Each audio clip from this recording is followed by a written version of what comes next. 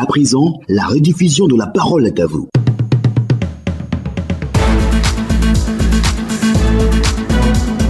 La parole est à vous, deuxième jour de la semaine et au centre de nos échanges, le PJ-Gouv, le programme jeunesse du gouvernement. Dans l'exécution de ce programme, 260 milliards de francs CFA seront décaissés pour financer exclusivement les projets des jeunes Ivoiriens. Quel commentaire faites-vous de ce nouveau programme 27 20 25 44 48, 27 20 24 27 87? Monsieur Douan Denis, vous nous appelez de Saint-Fra. Oui. Alors, que pensez-vous du PJ-Gouv?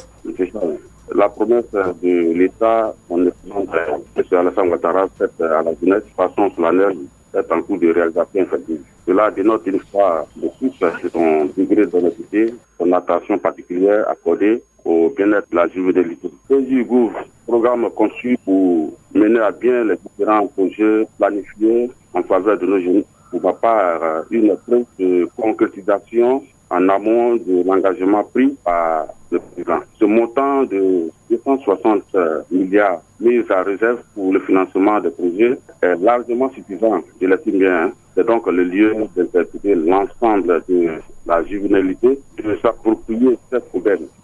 J'exhorte également tous les parents à faire une large don de cette opportunité auprès de leurs enfants et les encourager à adhérer à l'objectif du gouvernement. Par ailleurs, pour la réussite parfaite de cette mission, je propose que les médias ne cessent de diffuser la dite information. Je pense que le président sera entièrement satisfait. Et seulement si son beau projet graine du monde juvénile, encore une fois, je fais toute mes sincères gratitude au chef de l'État et son gouvernement de songer à l'aisance de la finance. Merci pour votre contribution. Monsieur Tayoro Nicolas, vous êtes à Krizoukoué, c'est dans le département de Divo. Bien sûr, oui. On vous écoute. Par ma voix, toute la jeunesse de la Côte d'Ivoire salue le chef de l'État, salue le chef du gouvernement, le Premier ministre et par ricochet tous les membres du gouvernement. Depuis l'annonce de cette phrase, la jeunesse ivoirienne avait les yeux rivés vers la présidente de la République et la primature. Mais voici que les choses se dessinent pour la jeunesse ivoirienne. À travers ce projet PJ-Gouv, par lequel l'État de Côte d'Ivoire va financer la jeunesse ivoirienne, leur projet à hauteur de 260 milliards, c'est vraiment beaucoup et c'est bon pour la jeunesse ivoirienne. Merci au chef de l'État. Mais, M. Charles, je voudrais dire que cette somme-là, je propose que ça soit équitablement partagé dans les 31 régions que compte la Côte d'Ivoire. Pour ne pas oublier même une région. Jusqu'à ce que les différentes sous-préfectures des différentes régions soient servies. Parce qu'il s'agit de servir toute la jeunesse ivoirienne. Faut pas oublier une jeunesse. Donc, une fois que l'argent est partagé, tout à l'heure, il était en train de faire des estimations. Si on le fait par région, à peu près chaque région aura plus de 80 milliards. C'est beaucoup déjà. Donc, le ministère de la Jeunesse a des détachements dans les préfectures et le chef de l'État est représenté dans chaque préfecture par le préfet ou le préfet de région. Je pense que le préfet et le détachement du ministère de la Jeunesse peuvent coordonner cette somme dans une banque que l'État de la Côte d'Ivoire aura choisi où on doit mettre cette somme-là. Et puis financer les différents projets des jeunes depuis les villes jusqu'à dans les sous-préfectures. D'accord. Il y a des associations qui sont légalement constituées. Ces associations légalement constituées sont déjà prioritaires parce qu'il y a des projets individuels et puis il y a les projets de groupe. Plein de projets. Projets d'élevage, projets de transport, projets de commerce, projets piscicoles, etc. etc. Les jeunes attendent ça. Et comme l'État a déjà dégagé l'argent, nous attendons maintenant la concrétisation sur le terrain. Une fois que les jeunes sont occupés, moi par exemple, je suis dans le transport. Chaque matin, je dois allumer mon véhicule pour aller chercher mon argent. Je pense que ça permettra aux jeunes de quitter les rues et de se mettre au travail. D'accord. Donc c'est une très bonne idée que l'État apporte à la jeunesse ivoirienne. Je pense que monsieur Tayoro, l'argent arrive même jusqu'à la jeunesse dans les villages. Monsieur Tayoro, oui, c'est un programme jeunesse du gouvernement. C'est le gouvernement donc qui l'a conçu. Le Premier ministre a procédé au lancement national récemment. Le gouvernement ne peut pas concevoir un programme et exclure d'autres jeunesses. Donc tout le monde est concerné. Mais le souci, c'est que ce sont des projets qu'on finance. Alors à ces jeunes-là de présenter des projets fiables, des projets bancables, des projets vraiment conçus, bien conçus pour bénéficier donc de ces financements. Donc personne ne sera exclu. Si vous présentez un projet qui rentre dans les normes de ce PJ-Gouv, je pense que vous obtiendrez un financement. Voilà. Aux jeunes maintenant de se mobiliser, de pouvoir concevoir des projets fiables, aller s'instruire comment concevoir un projet, aller faire une formation en montage de projet pour pouvoir présenter quelque chose de potable pour bénéficier donc du financement de ce PJ-Gouv. Merci beaucoup, monsieur Tayoro Nicolas. Monsieur Charles, je pense qu'à partir de là déjà, nous allons commencer à organiser les différents jeunes dans les sous-préfectures. Très bonne initiative. Les projets fiables. En tout cas, très bonne initiative. Merci beaucoup. Merci beaucoup, M. Taïro, pour cette belle initiative. Et de Divo, nous mettons le cap sur Minignan, c'est dans le nord du pays, où nous attend M. Nguessan Amani. On vous écoute, M. Amani. Je tiens à remercier le gouvernement pour cet acte. En tout cas, c'est un acte à louer. Ce que moi, je voulais souligner, je voulais que l'État ait un regard particulier sur le projet que lui-même il met en place. Et puis ensuite, aider les jeunes à s'organiser. D'abord, en particulier, les étudiants. Parce qu'il y a des étudiants qui, peut-être, ils sont encore à l'école, ils ont des idées, mais ils ne savent pas comment construire un projet. Donc, ceux-là, il faut les affecter des personnes pour les aider à concevoir un projet et puis les accompagner. Moi, je dis que c'est une bonne initiative. Il faut féliciter le gouvernement. Bravo à Monsieur le Président. Bravo à son gouvernement. Bravo vraiment aux ministres, à tous les ministres, vraiment pour tout ce qu'ils font pour les Ivoiriens. D'accord. Alors, Monsieur Nguessan, je crois qu'il y a un accord qui existe entre le ministère chargé de la jeunesse et puis la RDCI, qui est l'association des régions et districts de Côte d'Ivoire. Alors, cette association, c'est les régions.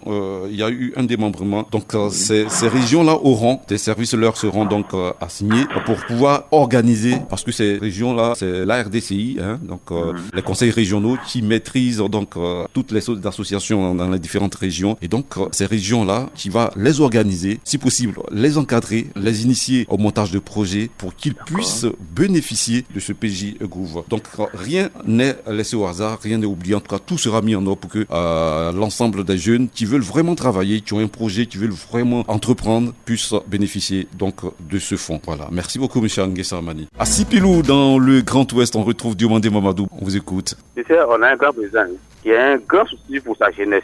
Encadrer une jeunesse dans un pays, c'est éviter beaucoup de choses. Surtout à ces temps d'élections qui arrivent. Empêcher les jeunes d'être dans la rue, occuper les jeunes à travailler. Vraiment, bravo président. Parce que il y a le moment de djihadisme. Si tu vois que les jeunes s'introduisent dans un truc de djihadisme, dans un truc de rébellion, c'est qu'il n'est pas occupé. C'est que la souffrance est trop. Mais si on les fait occuper par un métier, par un projet, je crois que c'est salutaire et c'est bienvenu. Mais Charles, ce qu'on demande aux grands là, qui sont devant les projets là, c'est 260 milliards là. Il ne faudrait pas qu'ils divisent les 260 milliards en deux parties, mettre une partie en poche et puis une partie pour les berceurs et pour les beaux. Ils nous donnent aux destinataires, c'est que le vrai projet. Et Michel, je qu'on a une histoire. Puis tu vois, actuellement pour la jeunesse. Mon fils, elle a dit, il voulait partir même en derrière l'eau. Parce qu'il dit vraiment, il m'appelle matin, pas trop, la souffrance est trop. Il est obligé de me casser la tête pour lui dire vraiment, bon, je t'ai passé un permis et j'ai prié Dieu pour que tu puisses avoir du bon boulot et puis rester en Côte d'Ivoire. C'est mieux que d'aller mourir dans l'eau. Il m'a compris l'enfant, parce que l'enfant vraiment il souffrait. Donc si l'enfant est encadré et il est occupé, c'est très bon. Donc merci au président de la République, vraiment bravo à vous les journalistes qui mettez les idées à la radio et vraiment salut à Mme la directrice, dans sa figurante et à toute l'équipe. Bonne émission et que la de la Côte d'Ivoire dans la paix. Merci beaucoup, M. Diomandé Mamadou, depuis donc Sipilou. Sur notre page Facebook, M. Bosson Assérémy qui dit ceci: le programme conçu pour la jeunesse ivoirienne doit prendre en compte toute la jeunesse de ce pays sans exception. Et alors, il faut continuer la sensibilisation et obliger certains jeunes, tels que ceux qui se baladent dans les gares routières pour agresser les passants, à s'intéresser à la chose. C'est très important parce que ceux-là ne savent même pas ce qui se passe au niveau de l'emploi en Côte d'Ivoire. Kouadio Nguessan, on vous écoute, M. Kouadio. Vraiment, je voulais dire merci au président de la République pour ce projet de nous les jeunes. Voilà. Et ce que je voulais souligner encore, c'est que quand ces gens de projets arrivent, on a tendance à dire que c'est projet des jeunes. Mais il y a certaines personnes même qui ont déjà bénéficié de ces gens de projets auparavant, qui vont encore s'inscrire pour avoir cet argent pour investir dans les projets. Par contre, d'autres n'ont même pas encore eu ni 10 000 francs pour s'investir dans ces gens de projets. Ça fait mal. Donc, je voulais poser la question, lorsque cet argent sera décaissé au niveau des districts, où on peut aller s'inscrire pour en bénéficier. Monsieur Kouadio Nguessan, oui, monsieur. Vous êtes à Koumassi, c'est ça? Oui. Vous pouvez aller vous informer à la mairie de Koumassi, ou bien vous déplacer, venir à l'agence emploi jeune au plateau pour prendre tous les renseignements. D'accord, monsieur. Voilà. Sinon, l'idée est salutaire, est bienvenue. On trouve des personnes dans la rue qui agressent des gens, qui viennent au travail. Pour rentrer chez toi à la maison, même là, c'est un problème, de peur de l'agression. Donc, je vous remercie. Merci à vous, monsieur Kouadio Nguessan. À Nibilécro, dans l'est de la Côte d'Ivoire, on retrouve notre ami Diallo Seydou. En tout cas, ça fait beaucoup d'argent. Merci, monsieur le président de la République de Côte d'Ivoire et au gouvernement. Si cet argent, si c'est bien réparti, les gens n'iront pas ailleurs. C'est la même chose que le colonel Kadhafi a mis, un montant pour la jeunesse libyenne. Et ils sont restés en Libye. Demande à Yves Lecro. En tout cas, on parle de volailles ici. Si ça marche, il n'y a pas de problème, Charles.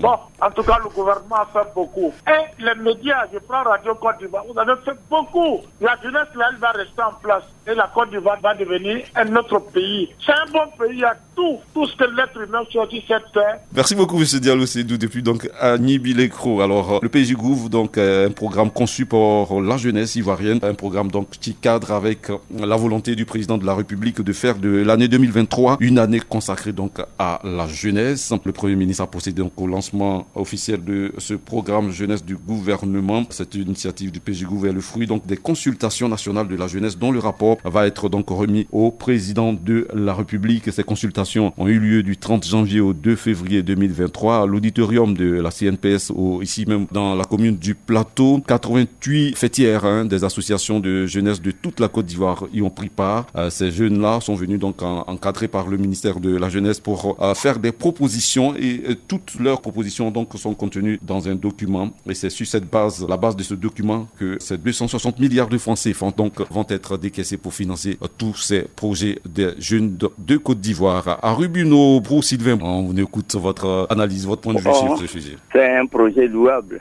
Nous disons merci au président de la République.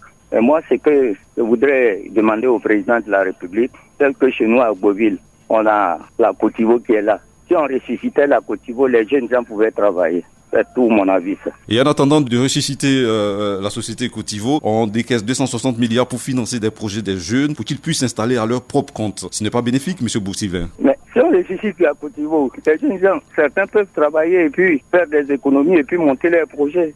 On a bien compris votre préoccupation, Boursylvain. Merci. Fofana Média, vous nous appelez de la capitale de Becker, Bouaké. Oui, je vous appelle de Bouaké. On vous écoute, monsieur Fofana. Vraiment, le projet est bienvenu. Quand il dit c'est bienvenu, mais c'est vrai, les jeunes ne travaillent pas. C'est vrai. Non, mais il ne fait pas des gens qui ne travaillent pas. Quand on dit qu'il y a un projet comme ça, ce monde qu'on bénéficie là, c'est eux qui récupèrent tout.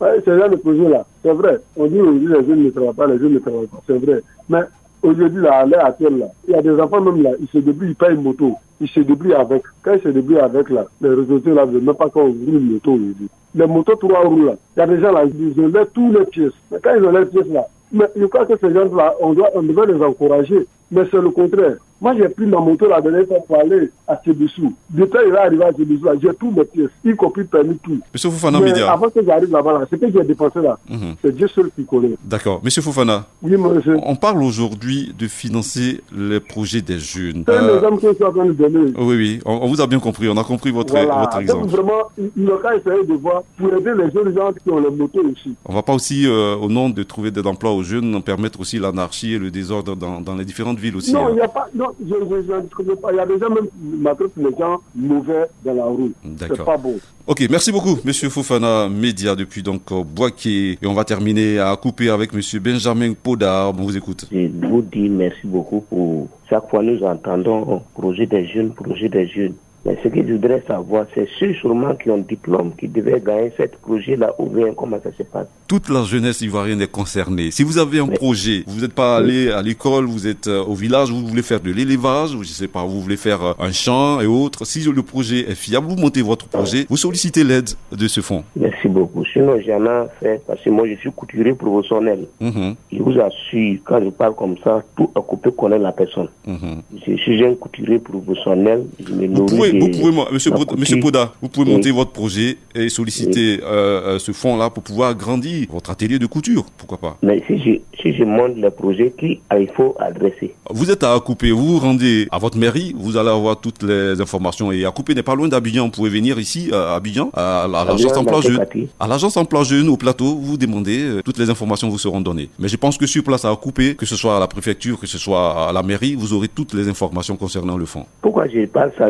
J'en ai fait il n'y a pas la suite. Monsieur Poda, ne soyez pas animé par le découragement, continuez toujours. Peut-être que votre projet n'était pas fiable. Et il y a ça aussi. Il suffit pas d'aller pour dire que j'ai telle chose, j'ai tel projet à faire. Il faudrait que ce soit consigné dans un document et que l'analyse soit faite par les experts pour trouver que votre projet va porter et qu'on vous donne de l'argent. C'est de l'argent qu'on va vous donner, il faut qu'on vous encadre, qu'on sache où cet argent va partir, etc. Voilà. Moi, ce n'est même pas d'argent même. C'est pour me fournir des trucs, des matériels de travail. Faites votre projet et sollicitez l'agence emploi jeune. Voilà, monsieur Poda. Merci beaucoup. Et avant de terminer, un autre tour sur notre page Facebook avec monsieur Jean-Romain Kiakou qui dit ceci: le gouvernement doit être encore félicité pour cela. Pour que le PGGouv puisse réussir, il faut que la jeunesse soit mobilisée et que ses attentes soient réalisées. Monsieur Tano Eouman Josué qui dit ceci: les initiatives sont importantes et louables, mais est-ce que la jeunesse elle-même, pour qui tous ces efforts sont faits, c'est que c'est dans son intérêt que tout ceci est mis en œuvre? On voit les projets qui se multiplient, mais on continue de voir déambuler des jeunes dans les fumoirs, jonchés le long des rues, en train de quémander ou de tirer des sacs passants. Pour réussir toutes ces initiatives, une reconversion de mentalité et de la jeunesse par une sensibilisation accrue s'avère nécessaire. Merci à tous, merci pour ceux qui ont laissé des messages sur notre page Facebook. Merci aussi à ceux qui ont appelé pour s'exprimer sur